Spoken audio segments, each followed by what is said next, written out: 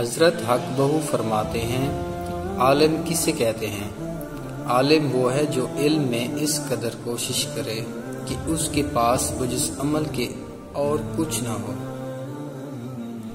جس کی عصر کی نماز فوت ہو گئی تو گویا اس کا گھر بار لٹ گیا۔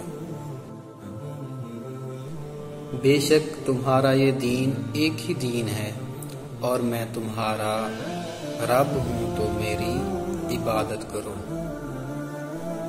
جو آدمی خدا کے ساتھ یکتا ہو گیا وہ نفس و شیطان و ہوا سے خلاصی پا گیا۔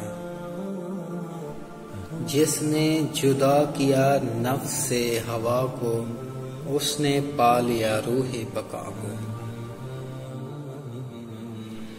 اے باہو زندہ دل ذاکر اگر فوت ہو کر تہ خاک بھی چلا جائے تو ذکر اللہ کے باعث اس کے جسم کی مٹی بھی زندہ رہتی ہے۔ علم کو نصیحت اور معرفت الہی کی غرض سے حاصل کیا جائے۔ نبی کریم صلی اللہ علیہ وآلہ وسلم نے فرمایا کہ اللہ تعالیٰ نے کوئی چیز توجہ سے نہیں سنی جتنی توجہ سے اپنے نبی صلی اللہ علیہ وآلہ وسلم کو بہترین آواز کے ساتھ قرآن مجید پڑھنے سنا ہے۔ جو شخص طالب حق ہونے کا دعویٰ کرے اس سے چاہیے کہ وہ ہر برائی اور ہر بری خصلت سے خود کو پاک رکھے۔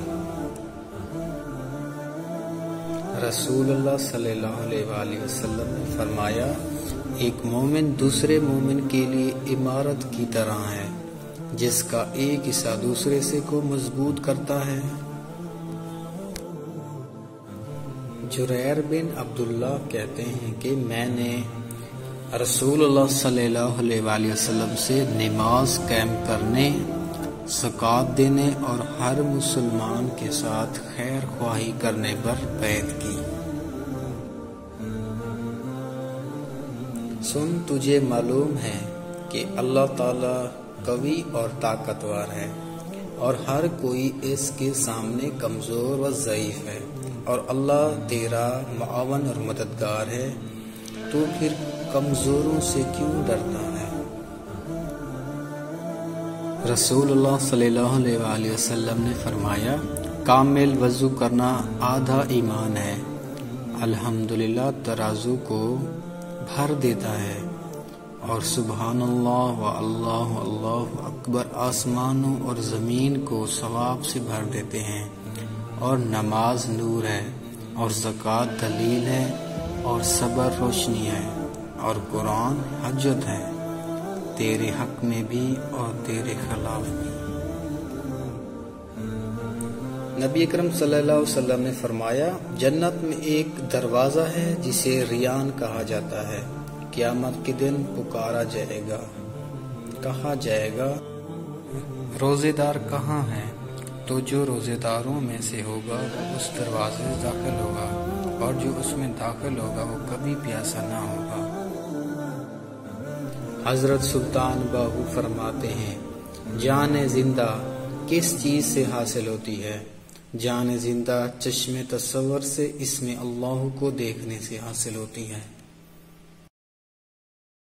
نبی اکرم صلی اللہ علیہ وسلم نے فرمایا، 3 لوگ ہیں جن کی طرف اللہ تعالیٰ قیامت کے دن نہیں دیکھے گا اور نہ انہیں گناہوں سے پاک کرے گا، اور ان کے لیے دردناک عذاب ہے۔